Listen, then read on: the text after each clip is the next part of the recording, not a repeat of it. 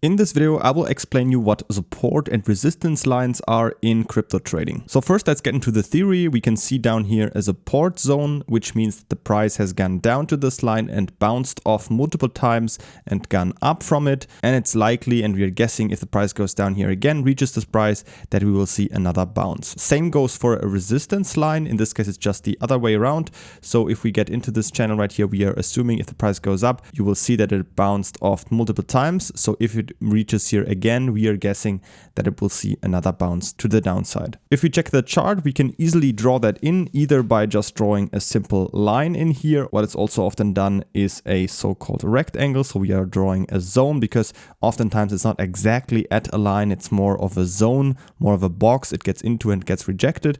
So we can see, for example, on the upper hand, we have this box right here. We can see this is a typical resistance zone where the price went up, but has been rejected and gone down. Same goes here. We could argue this right here is another bounce. We can see in here it went down, here it went down, here another one, and even here a small another one. So only here it finally went out of that box. So that is a typical resistance zone. We could say down here, this is a typical support zone. We can see here it didn't reach it quite fully, but it bounced off. Here is another bounce, here and here.